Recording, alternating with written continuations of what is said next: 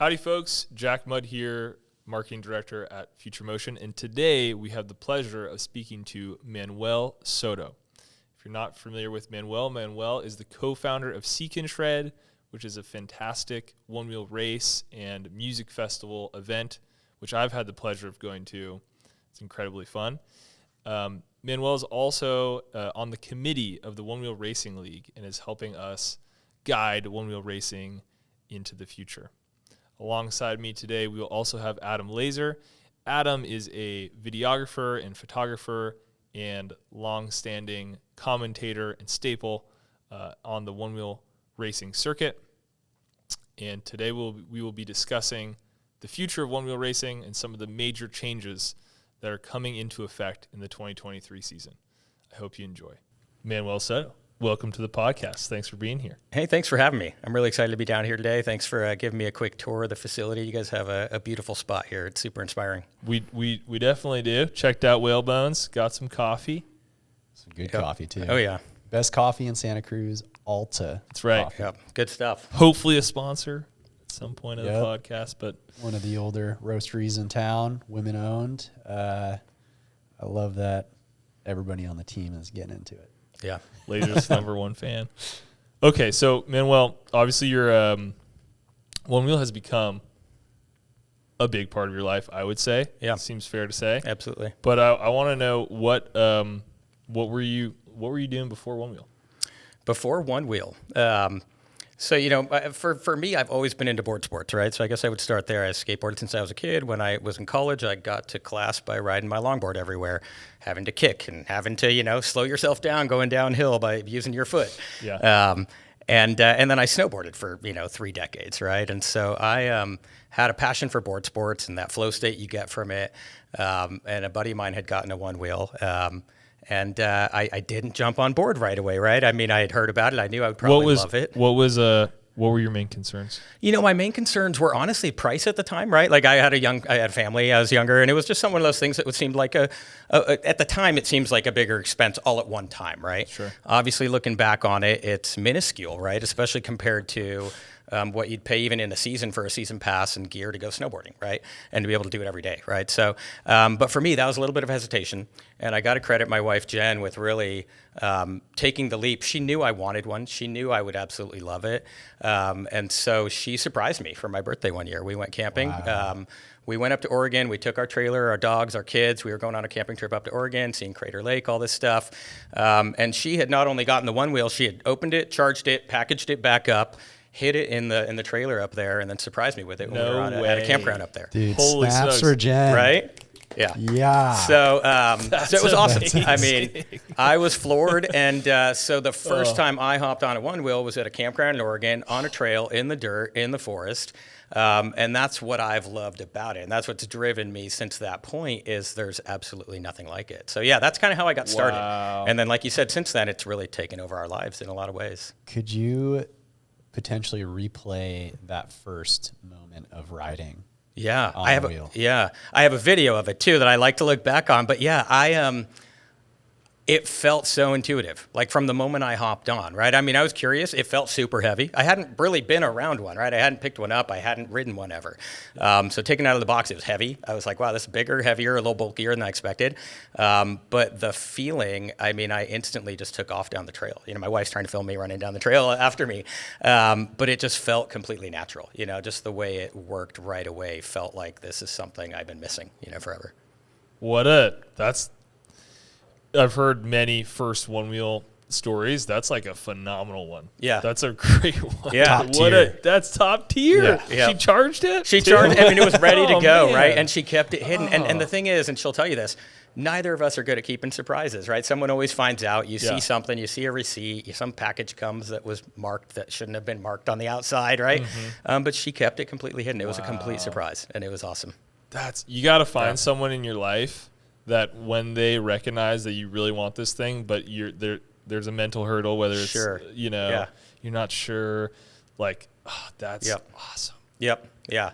And I'm sure at that moment, she didn't realize like all of the trouble that would get her into down Yeah. the road. Well, no. What's interesting being here today and looking at Santa Cruz and the trails and everything around here.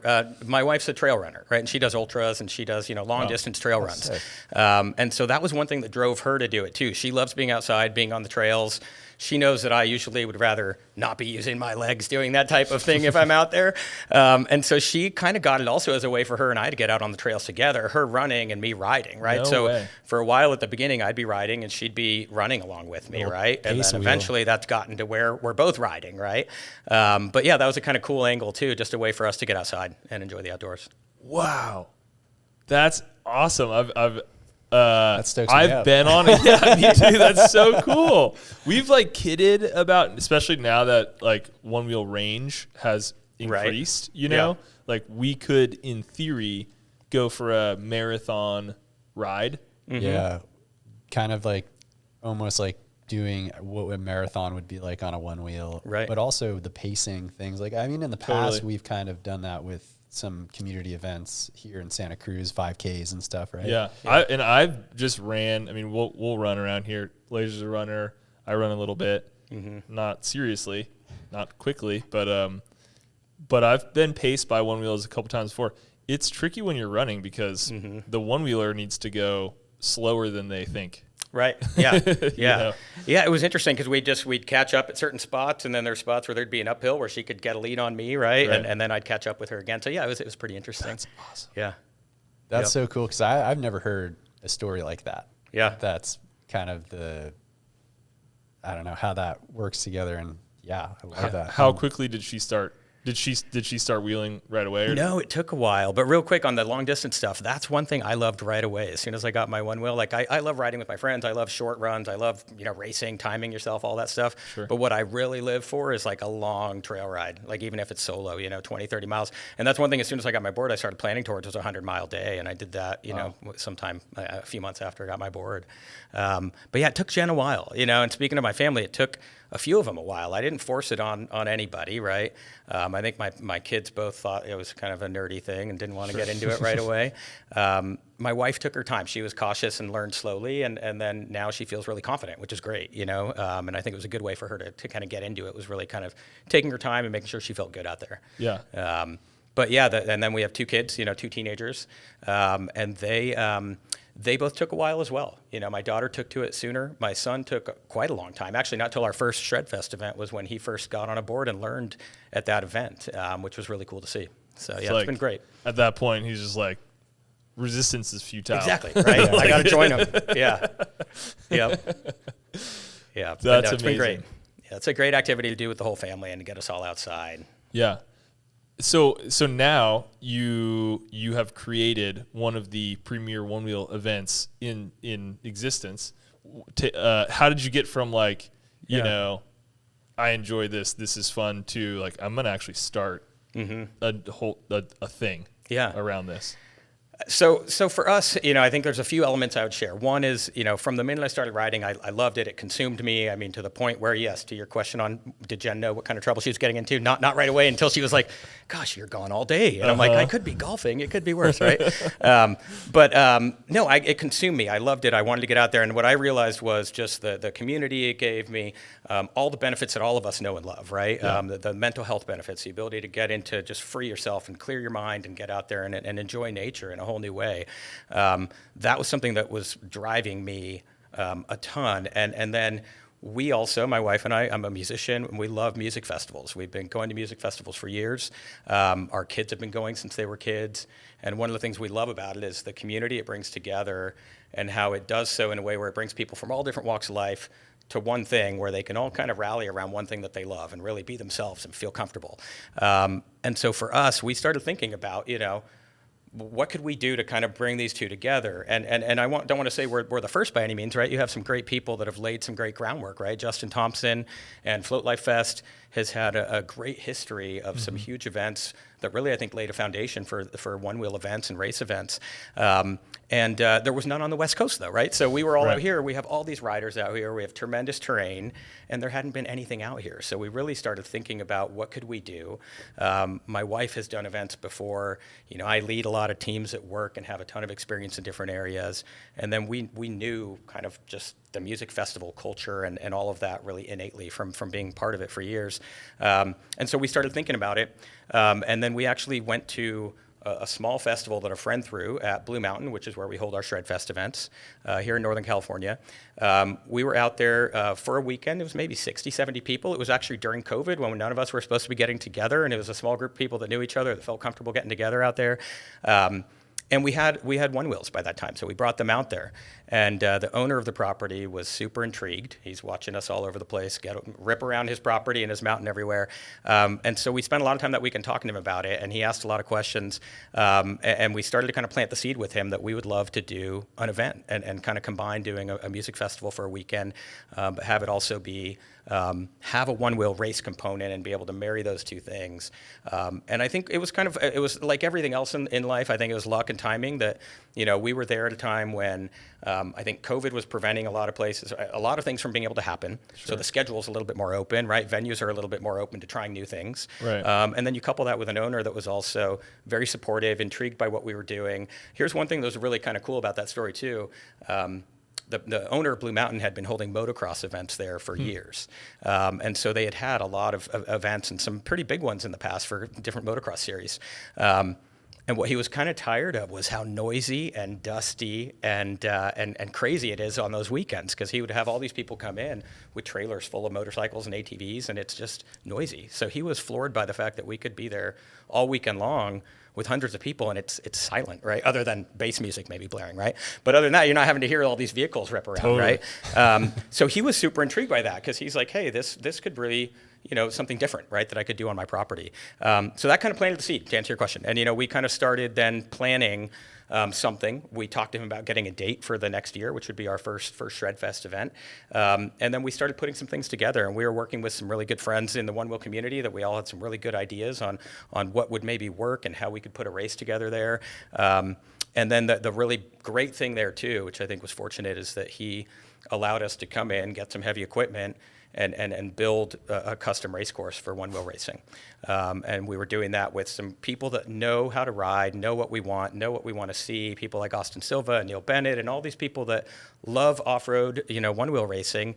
And we were able to actually just kind of have almost a blank slate to kind of create a course that we wanted. And our big goal at the time was we wanted to showcase the skill. I think everyone loves, riding fast. But ultimately, what's the beauty of these devices is that there is kind of a limit on them, and being able to manage that limit and have the ability to navigate that fine line is what separates people, right? And so we didn't want just a drag race. We wanted people that could, we wanted to encourage people to have features and different things that would really help kind of make the race course a little bit more just different, a little bit more exciting, a little bit more challenging, both for people riding and then for people watching too. Totally. Yeah.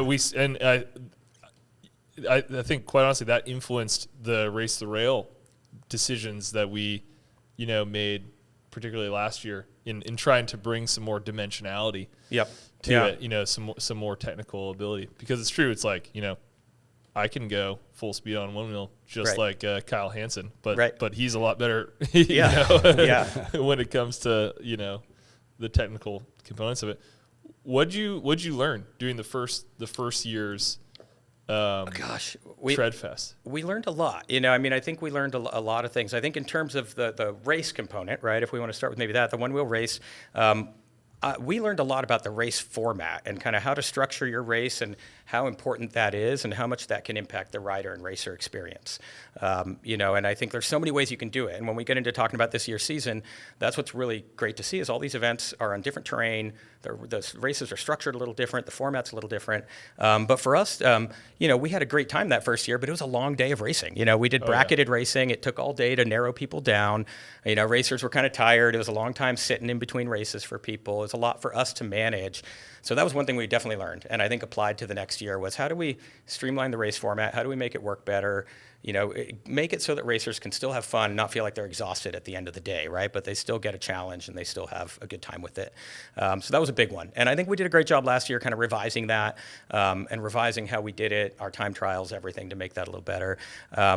we learned a lot about how awesome our community is, right? And that's one thing our venue owner was floored by too, is, you know, he hosts a lot of festivals, and there's a lot of times where there's theft and, you know, issues with security and different things. And he was amazed, just like every vendor we've ever had there, that we don't have issues like that. We have a community of people that really look out for one another, and are really there to really help, you know, all of us grow and have a good time. So that was huge too. We learned that. But yeah, and I learned a lot also just about going back to the race on, like, how do we want to think about this in the future, right? Like, if we want to make this bigger, what do we need to think about? Everything from, you know, race divisions to different types of boards people want to ride to the course itself, and lots of learnings for sure. Yeah. You laid down a time trial at last year's Me and Shred Kevin Fest, did you and not? Tyler, yeah, Blazer? we showed up at like literally the last hour y'all were putting on. I think we were the last couple ones on the course. Yep. And it was a blast. I mean, we had just been driving for 4 hours, got out. You gave us timing chip, went down, you know, didn't get to see the course prior. It was super fun. It was What'd you rank? What was your oh gosh, I don't even remember. 50 in the 50s? Yeah, like high 40s or 50s or something. It's not A bad. pretty good time for never seeing Honestly, the course too. yeah. You literally There was ran that blind. there was that steep section that was pretty challenging. The steep section, and then I think at that point, because people had been running it all day, it was a little dusty. Mm-hmm. So I was just like not sure where all the, you know, sneaker divots and all the like all that stuff was. But kind of going back to that whole experience, like what you said, like for me it was eye-opening for so many different reasons, not just the racing aspect, because we don't really get to do that. We're always putting on the race or shooting it. So that was super cool to be a part of that aspect. But then being a part of the, like, we didn't have a campsite, and some folks were just like, yo, just pitch your tent right next to our tent. Oh, you don't have a light? Here's a light. Like, it was so cool to just show up and like be accepted into all this stuff. And like even everything, I mean, remember the giveaway at the Onewheel van was the coolest thing. And then you reposted that clip the other day. It was like the best way I could describe my experience was a Grateful Dead concert meets electronic music festival, and like Meets futuristic board sport. And you're falling asleep next to this stream, and just like you called it the festival lullaby. It's like, it's so cool. It's such a unique experience. And like you said, everybody there is there to have a good time, experience it together. And there was like I don't think there was an ounce of negativity or like, it was just great. And I'm so stoked for this year too. Y'all do a fantastic job. No, thank you. It's so much fun. It was so exciting to have you guys roll up. I've had so many people in the community tell me that is a moment that will go down in history, seeing the Onewheel van roll into Blue Mountain. People were so excited to see you come in, and then to have you guys there and Tyler there and just, you know, giving away products. I actually, as soon as you guys were ready to do that, I remember running around the campground and telling people, hey, the Onewheel van's going to give some stuff out.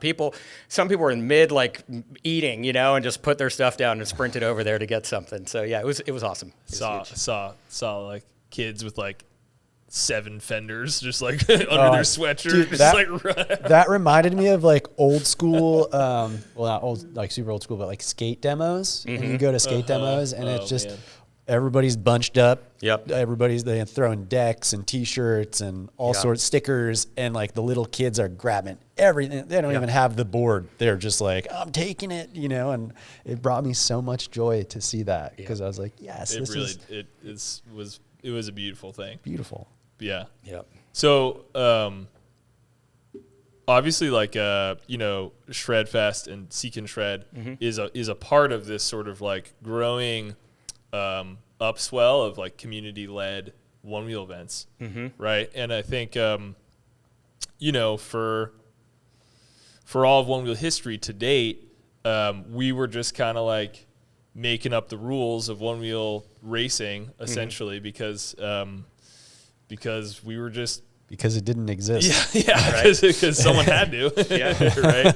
And so, you know, nowadays, like you are a committee member on the ORL Racing Committee, and I think just going into like some of the history of how that came to be is like we're sitting here watching these really like well-run awesome one-wheel races and cultural events happen kind of all over the country, and realized that this is something that you're really excited about. Yeah. You have now firsthand experience. The reason I asked you about learnings is because first event year, like you learn a lot. Oh yeah. You know? Yeah. But anyways, like decided to basically create a committee and basically source the people that were throwing these events, right? Yep. Nick and Justin, Yep. To help like guide one-wheel racing going forward. And so thank you, because you guys have been so helpful in that regard. But yeah, maybe we could talk a little bit about like just like give some insight into what it's like to be a committee member, or like what this means, and sort of like what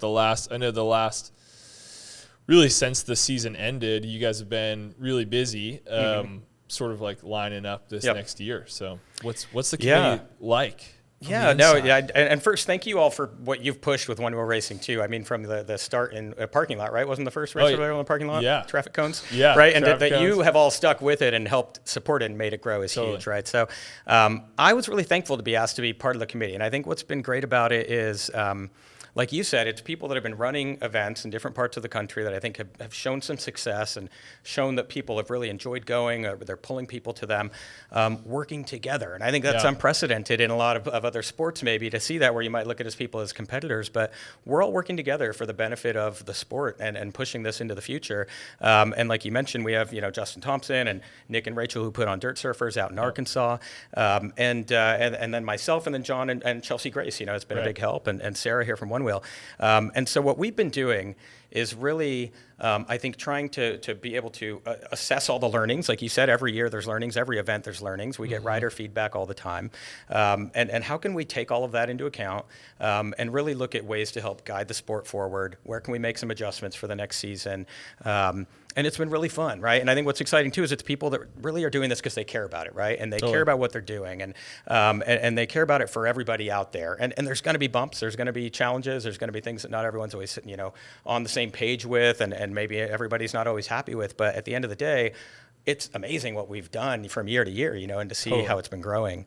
So yeah, the committee's been great. I think it's given us a few things, right? Some consistency, kind of a brain trust of people that really can talk through things and kind of wrestle with things and come up with what the best way is to attack something. And then I think also it's given us an opportunity to really, when I talk about changes to whether that's rankings or rules and regulations or anything like that, we can discuss them, we can vote on them in a way where, it's kind of blind, and we can make sure that everybody's getting an opportunity to have their voice heard, and it's worked out really well. I think we've got some really exciting changes that are coming for the season. I completely agree. I can't tell you what a relief it is to have not every single decision just coming down to, what do you think? Yeah, no, I don't know, maybe, what? It is so awesome. Yeah, and we are so appreciative because you guys all have day jobs. Yeah. Like you said, like these are people that are doing this because they love it. This is something that they're super excited about.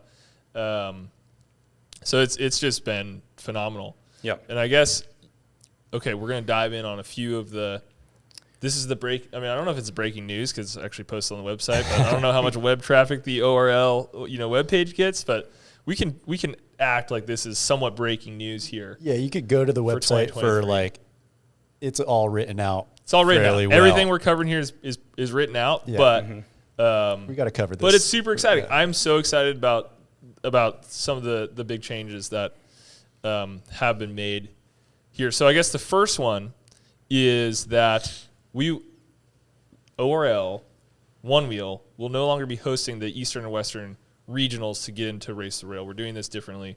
We realize that the events that the folks in the community like Shredfest, like Manuel's race, and Nick's race and Justin's race, have become so good that, these folks are doing this at a high level. Let's elevate those races. Let's make those the premier, qualifying races. And then let's also add in another layer of up-and-coming regional events to try to give people more opportunities to race. Is that a fair? Yeah, absolutely fair. There? And I think one of the things we really thought about with that is, what was so exciting to see last year, and I know you guys have talked about it, is to see riders that are traversing the country to hit these different events. People are taking this seriously. They're training. Right. And so, yes, we wanted to, be able to have these events that are already happening count for something towards the Race for the Rail, incorporate some new events as well, and then think about things that would hopefully make it easier on the racers that want to get to all these events too, right? Like how spread out are they? What's the time of them? All of that. So, those are definitely some things that we took into consideration and some of the changes that will be happening. So, for this year, we'll have a few new community events coming in. And then what's great is they're not new, right? I say new, but they're new to being part of ORL, but there's some events that have some history here, which is great too. Right. Totally. And so if you place first in one of these premier events, you get an automatic bid to Race the Rail. That's correct. Very exciting. Yes. Yeah. Huge, right? Huge. And so I'm going to say that again. If you place first in the pro men or women's category, dirt surfers or seek and shred at Shredfest 3, you go directly. Go directly to Race the Rail and a cash prize. And we'll get to if you don't place first, it also counts. Yep. And I know last year we had a college football inspired ranking. Well, okay, before we dive into that, because this is something that Adam Laser and I have gone back and forth on for over a year. A lot of heated I guess discussions. let's just cover quickly. So we have Race to the Rail, which is in Reno, Nevada again, August 5th and 6th. We have Dirt Surfers in Eureka Springs, Arkansas, May 19th to 21st. We have Seek and Shred Fest in, how do you pronounce it? Wilseyville. Yep. June 15th to 18th. We will definitely be there. And then we have Float Life 6 in Old Fort, North Carolina, September 13th to 17th. It is awesome how at this point the whole year is like fairly covered. Yeah. And then we have regional sanctioned events. Let It Ride in Boulder City, Nevada, April 14th to 16th. We have Oak City Shred Fest in Raleigh, North Carolina, May 4th through 7th. And we have, let's zoom in here, Northwest Electric Fest in Dexter, Oregon, July 13th through 16th. Pretty cool. It's a fun summer right there. It's a full thing. Yep. Before we get into the ranking system, actually, let's hop over to international development. Yeah, this is arguably the most exciting bit. I think it's awesome. Mm-hmm. Especially for the international racers. We've gotten that a lot. Right. We every year in like our, whatever promotional marketing stuff, it's like the Onewheel World Championship. And then here come, obviously, the comments be like, well, it's not actually the world because, this is for the U.S. I think there's like two things there. Like technically people could come and race, but it is much harder. It's not, you got the travel, which event are you going to go to, X, Y, and Z, but that kind of comes with a new sport, right? Mm-hmm. It's like we're finally getting to the point where we could add these international competitions and really start calling it the World Championship. Right. Yeah. Yep. So it looks like 5 European one-wheel events that are ORL sanctioned, I guess. Do you have any like scoop on any of these? Yeah, what I can share is I think it's amazing, like you said, right? I mean, there are people riding one wheels all over, racing one wheels all over, and they're starting to hold events, and so to be able to include them is great, right? And it's going to just make the field that much more competitive, which I think is awesome.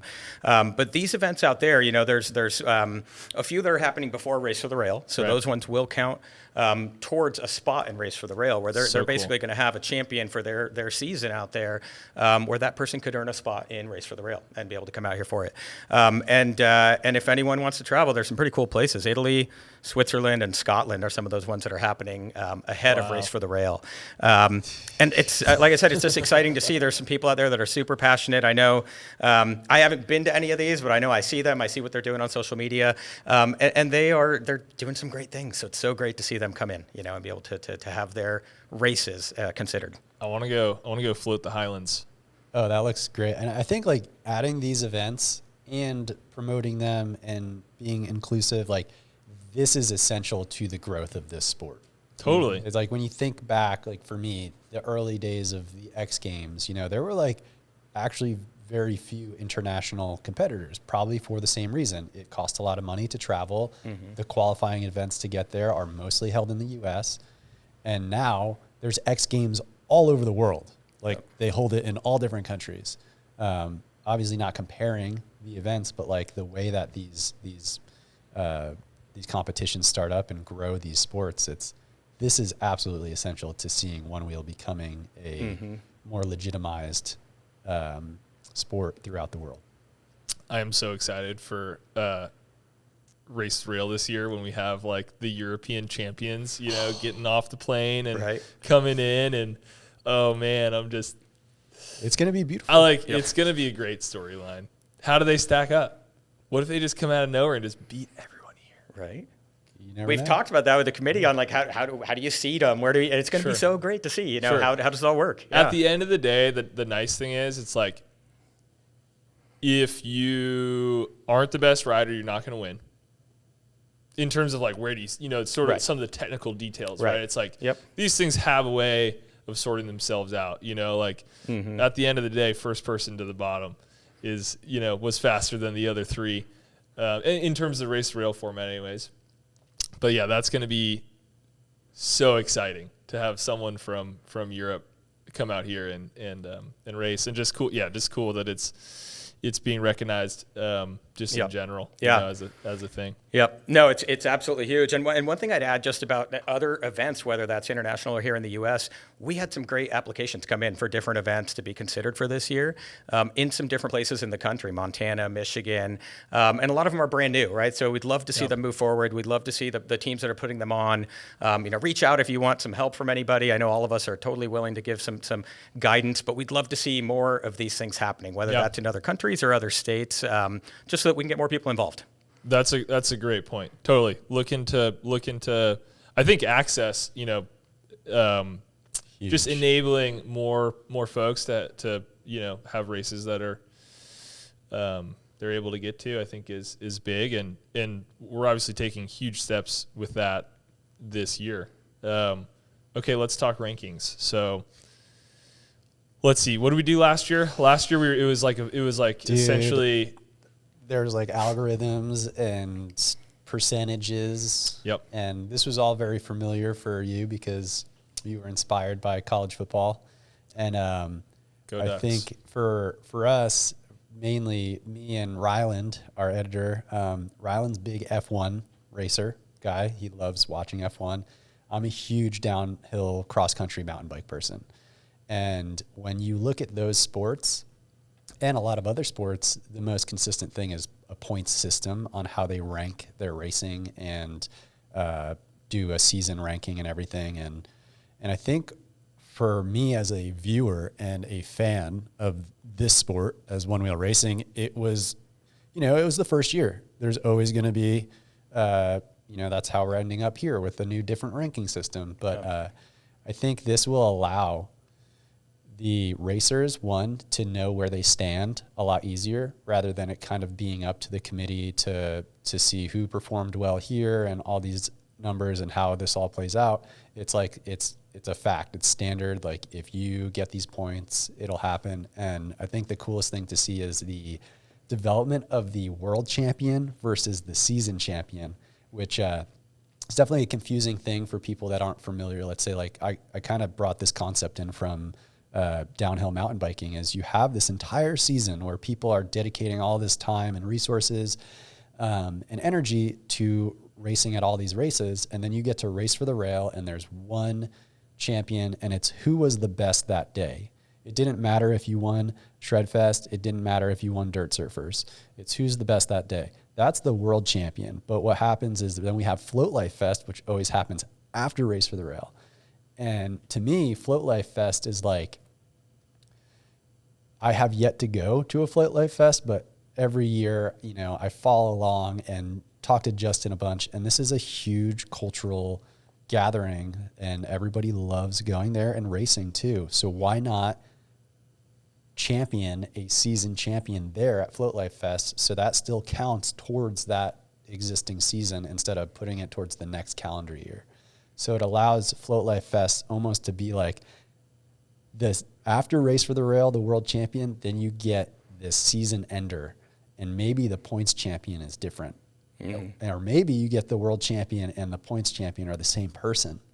And it just like adds this more exciting element to, you know, the whole entire season and closing it out. So for me, it was really cool to see the committee take that and do what you guys did and turn it into something real. And I got really stoked when I saw that, because it was just something I threw out to Chelsea. Rylan and I had met with her, and we're like, yeah, we think that this would probably be the best way to go. Maybe it's like more straightforward, right? Not just as a racer and a fan. And yeah, y'all crushed it with like putting that together. I'm so excited to see. Yeah. No, and thank you for all the input there. I mean, I think you nailed it. I think a goal looking at the rankings this year was, there's a great start last year, and this year, how do we make it easier to understand, make it transparent, make it predictable? And that's where I think the point system really is helpful. And we've had a lot of great ideas. I've had people send in, you know, ranking formulas and different ways they thought it could work, which is awesome to go through and see. But at the end of the day, we really wanted to focus on what you mentioned, which is how do you make it simple, it's easy to understand. If you're a racer, you know going into the season, this race is going to count for this many points. If I can't make it to this one, it might impact me by this much. Sure. It just makes it easier to plan your season. Everyone's got limited time to get out there on the road, and we wanted people to at least know what they're looking at early in the season. We wanted to have them know ahead of time what it would look like. So it's so big, so big. Yeah. So basically, this year we'll work on points. Each race has a certain amount of points for I think on the men's side, like the top 50 slots, and on the women's side, the top 20. Maybe it depends on the race, but anyways, this stuff is published on OnewheelRacingLeague.com. So if you want to go and understand, you know, plan your schedule now, all the dates are published, all the points are available. It is progression. It's definitely really clear this year. So I'm excited about that. I think like what this is going to bring about is, it, in my mind, as a marketer and also somebody that focuses on trying to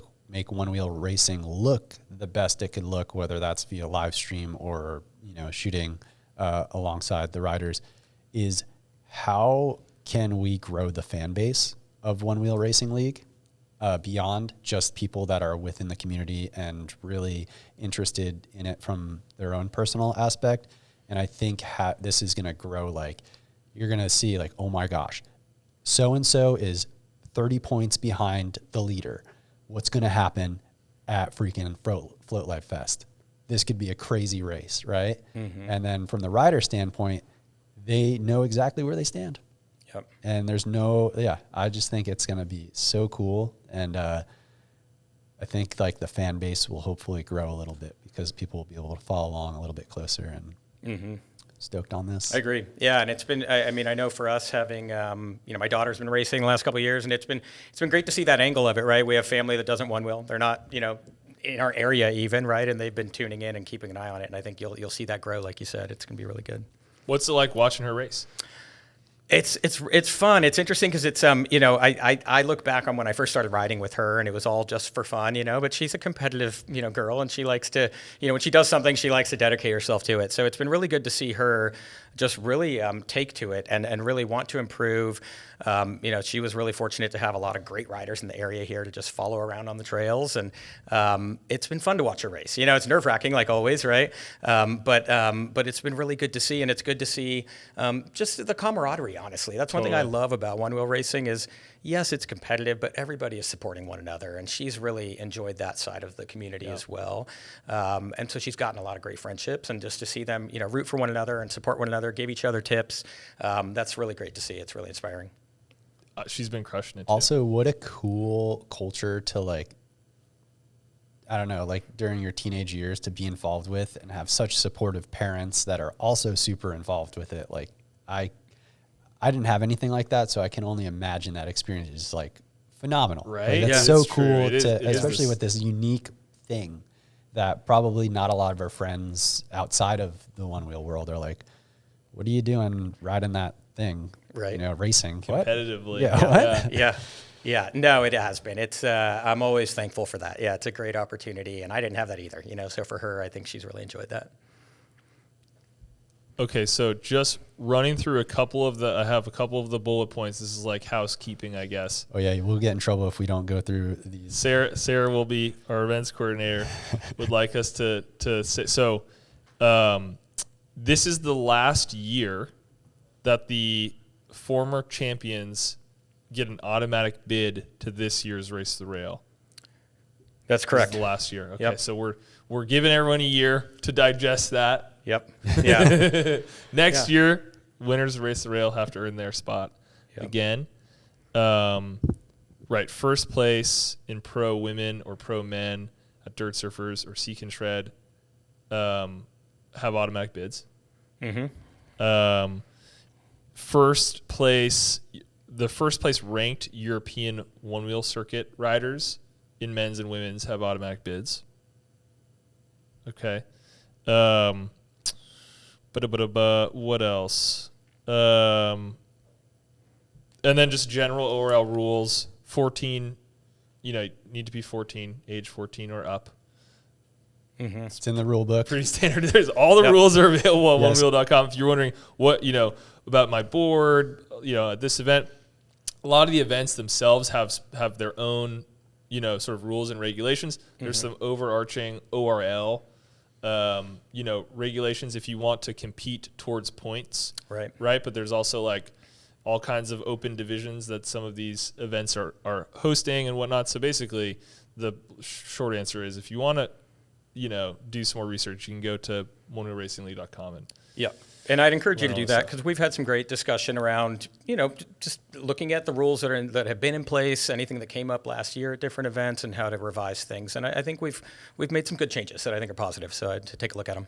Yeah, absolutely. I think as an athlete, it's up to you to do you study this stuff. Like if I was racing, I'd be studying that ranking system and figuring out points and just like knowing that, so that when you show up to an event and if you're taking this sport very seriously and spending the time and money to come out to these races, like your stuff and what the rules are, what racing rules are, all those things, because there's the nitty gritty and it's all up there on the website, and that's your responsibility to know, on top of just getting out there and having fun in racing.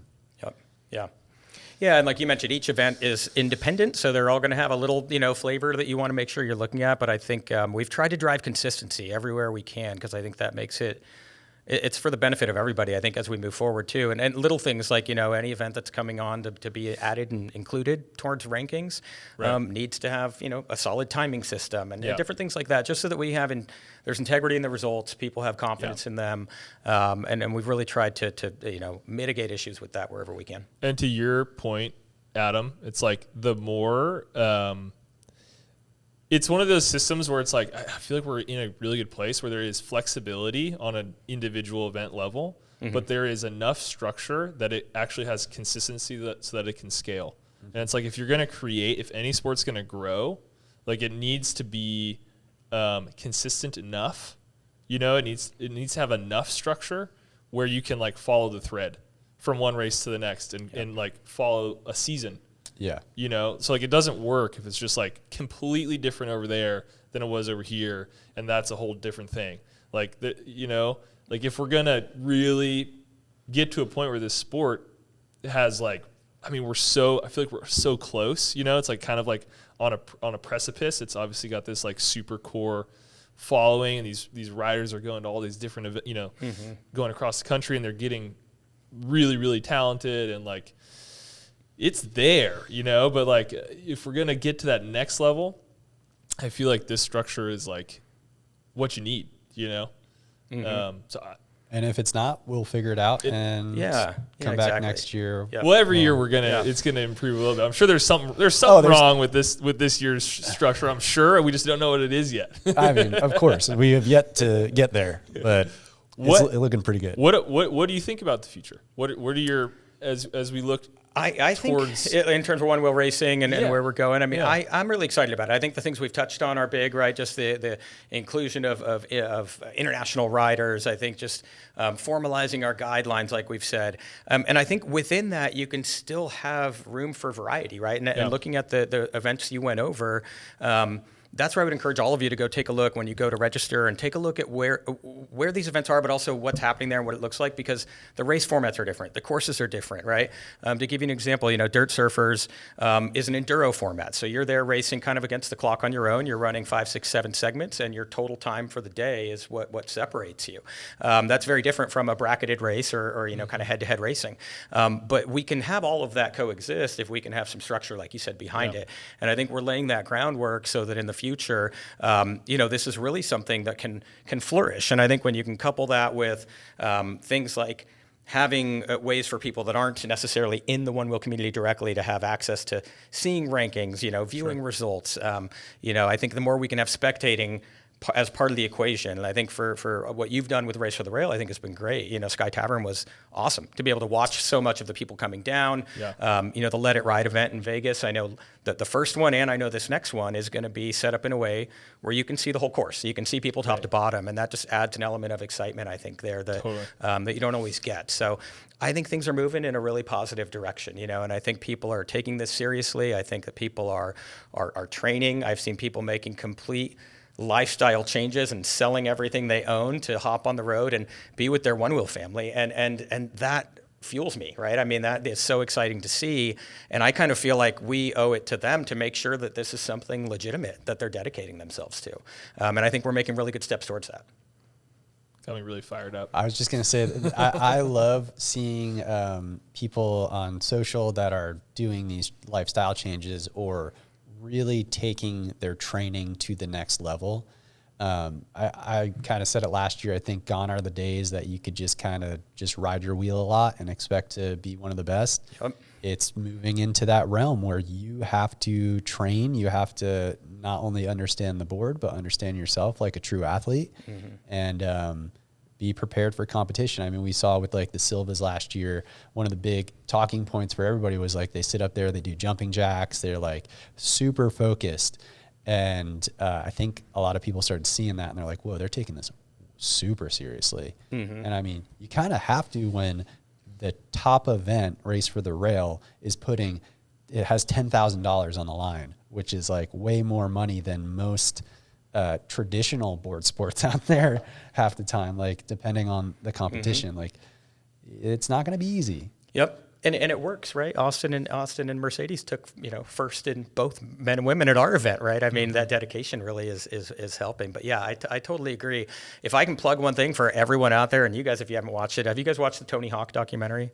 No, I need to. Watch it and watch it from the angle of thinking about Onewheel and the trajectory we're on, and to watch that film and go through just the history of skateboarding competitions and seeing the prize purses. Speaking of the amount of money they were earning back then to win $1,000, $3,000, something like that, for skateboarding, which had tons of sponsors and tons of money behind it. So yeah, this is big money in relation to that for one-wheeling, right? And for Race for the Rail. But absolutely check that out. It's really got a lot of parallels, I think, to the evolution of Onewheel and racing, and it's gotten me really fired up seeing that recently. I got to give Kyle a golf clap, because I remember we were chatting, I guess, 2 years ago about what the prize purse for Race the Rail should be, and I was in the headspace of thinking like, $1,000 was a lot, and he's like, I think we need to make it $10,000 so that people like take it seriously. Life-changing. And I was like, what are you talking? Like what? Like Kyle was the one who's like, it's a signifier of like, this is something that needs to be taken seriously.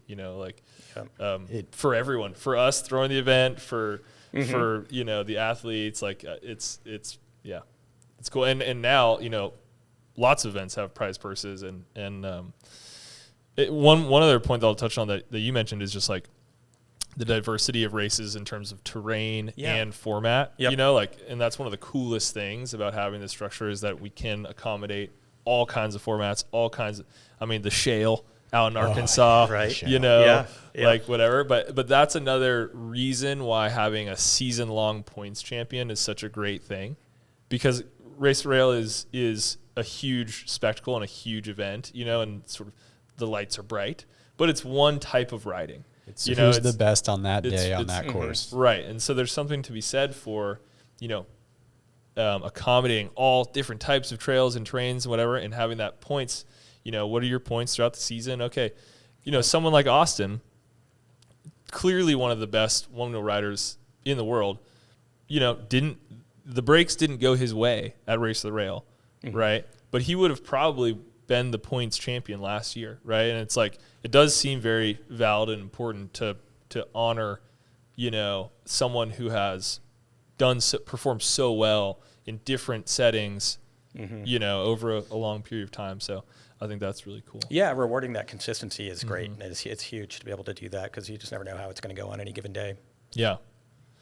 Best moment from last year. Do you have a moment that Best moment from last year, or like top two? Yeah. I mentioned one. I loved watching all of you roll into our event, the Onewheel band coming in, right? Wow. I think that was. It was significant for a few reasons. It wasn't just you guys coming out and supporting, but I think it just showed that path we've been on of kind of really working more and more together between the community and everything you've been doing, and really respecting and honoring the history that you've all put into it, and doing the same for the community and the events that everybody's been doing. So it was really significant, I think, for that. And then, beyond that, I loved Race for the Rail this past year, and I loved an opportunity to just see it all come together. We'd had our qualifiers, we'd instituted the video review and the committee and all these things, and to see it all come together that day and have to rely on the review for something that happened and make a call and just to have everything flow. Obviously you've done it a lot more, so you might know, but I thought it flowed really well. It was a great day, and so just to have that weekend up there, and to have people be able to come up, obviously with the last couple of years, couldn't always have people come visit, but to have people there that could come watch was great, so that was a huge weekend for me. I'm glad you brought that up, because I had totally forgotten about the first ORL video review, right? What a massive moment. Oh, that was awesome. Gosh, I do remember when that was happening. I was like, this is real. This is like legit. That was amazing too, and just the Rachel Cecil's pass in the women's finals was crazy. There was a lot of crazy moments in that race. That was an amazing year for racing. It was an amazing year. Yeah, your event was so fun. I mean, that was definitely a highlight for us too. Just showing up and whatever, the whole thing was great. Okay, I got one more question for you. So,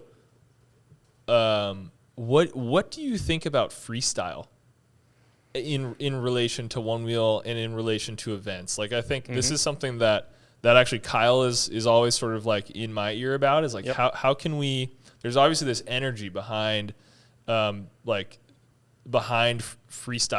as it relates to one-wheeling. Right. I know snowboarding sort of started with races, and then they realized that it's really more about expression and more about tricks, and they introduced the half pipe, and then that became a big thing.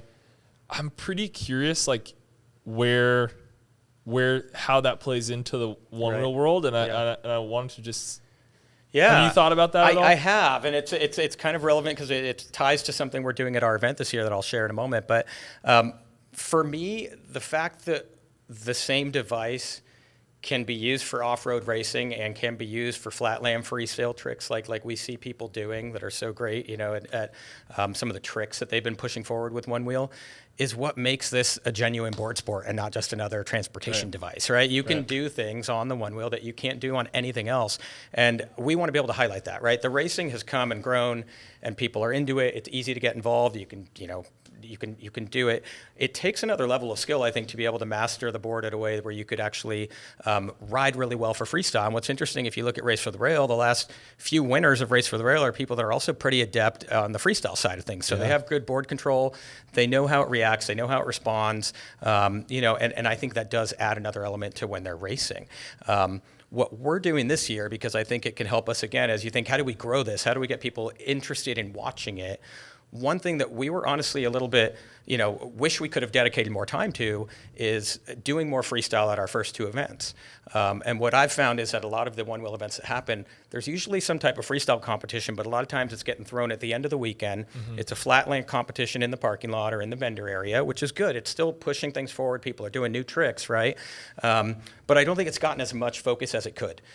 One thing we're adding this year for us is we're going to do the first ever slope style competition. So we have a terrain park that we started building. You guys probably saw that last year, that had some features that we had in there.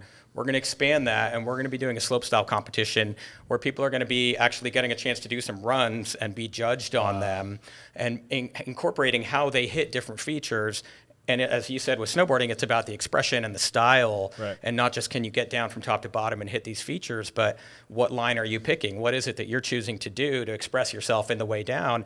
And then we can assign points to that, right? So it's new. I'm sure it's going to be something that we're going to go through and continue to revise, but we're really excited about it. We're working with Bodie a lot on that, and the Float Life is going to be helping us with with that event and really making sure that we can make it super exciting. And I think it's going to add a whole new element. And honestly, we're revising our schedule for the weekend to make sure that can get the focus it deserves and not just have it be an add-on for the weekend in addition to the race, right? Yeah. I feel like in the future that should be as important as the off-road racing that's happening. Oh, that's going to be fun. I'm excited to see that. Yeah, we're excited too. Yeah, it's going to be a lot of fun.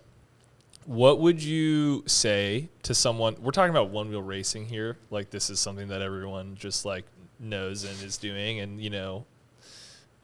I just imagine someone who's not of this world listening to part of this conversation and hearing Flow Life Fest and Seek and Tread and like slope style and right. It feels a bit foreign. Like the community is growing quickly, but what would you say to someone that has never been to one of these races?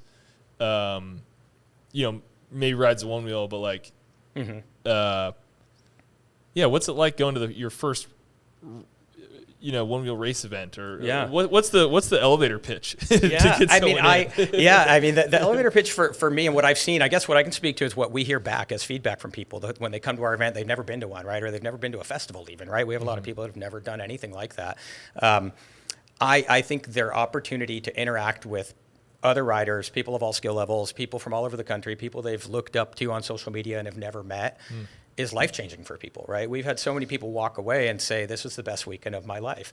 And more importantly, I think people's skills get better. And that's always been a big goal for us is the race is great, the music is great, but I love if someone can come in and have a weekend and even the people, there's a lot of people that come and don't ride. They're a spouse or a friend, and by the end of the weekend, they want to run wheel and they want to ride, right?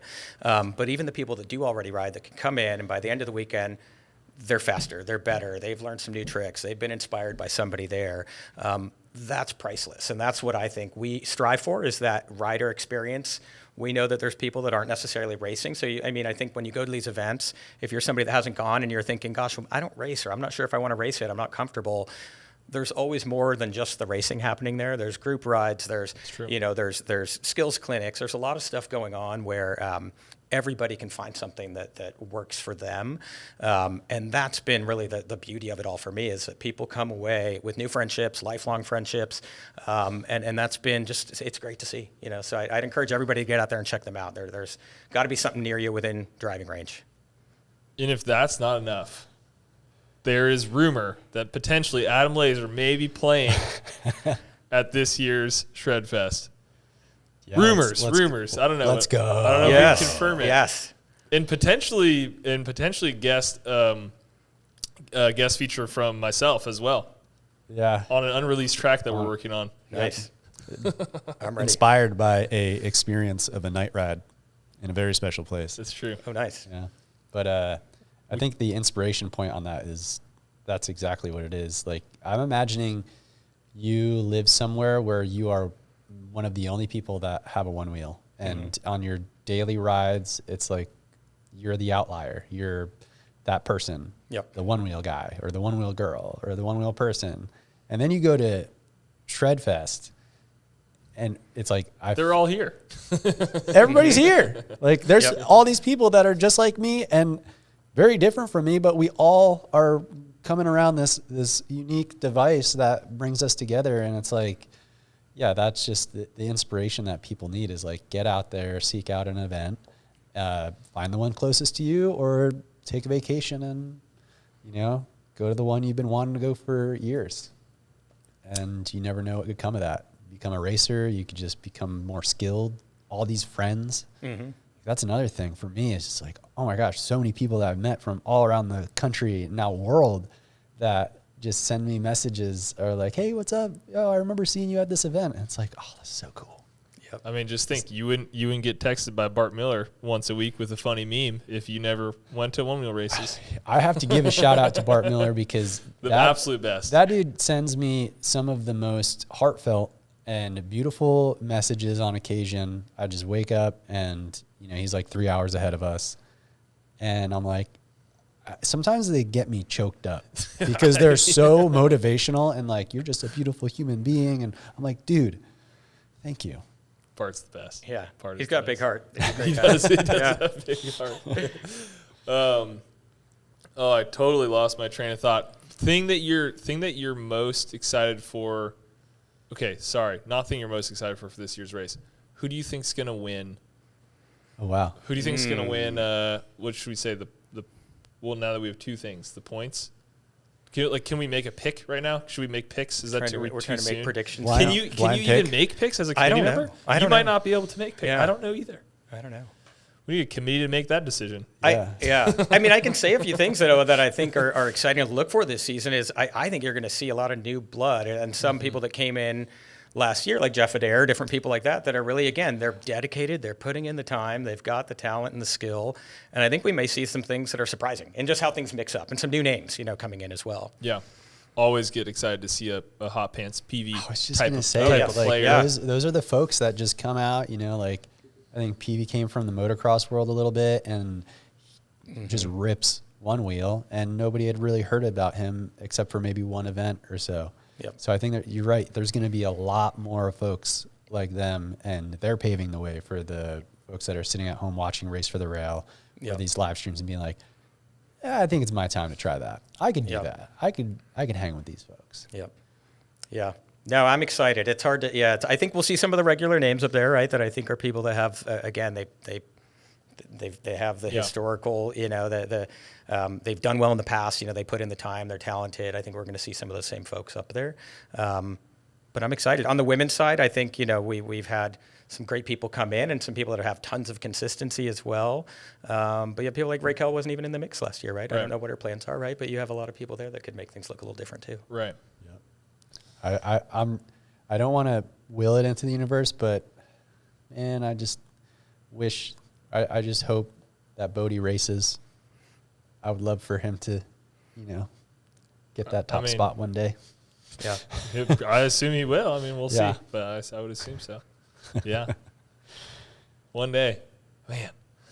Anyways, well, I guess to recap, if you're looking for more information on any of these races, or on the season structure, you can go to onewheelracingleague.com. Definitely check out website for the Shred Fest event. For us, it's seekandshred.com. Seekandshred.com. If you're in the area, or even if you're not in the area, you just want to have a good time, definitely cannot recommend that more highly. Super fun event. Really looking forward to the Slope South thing this year. That's going to be super fun. June 15th, June 18th. June 15th, June 18th, definitely be there. That whole weekend. And yeah, just if you haven't been to a one-wheel race before or one of these one-wheel events, it's just such a good time, good people, good vibes. You said earlier, like, they're just in festivals in general, it's like a place in which you can just really be yourself. You can be yourself. Yep. So, and that's what people have great. loved about it. Yeah, it's great. One comment I'd make on the other events too, just for people to remember, is that, the racer spots are limited for the events, right? So there's only X amount of timing chips and spots for racers. So, if you're interested, make sure you register. I think every one of our events has things available already as far as being able to register now. So that's a great note. Make sure you do that. That's a great note. Well, with that being said, Manuel Soto, thank you so much for coming and being on the podcast. Yeah. This was great. It's been so much fun. No, thank you guys for having me. Absolutely. Appreciate you. You. Oh, that was so loud. Sorry, guys. I yelled.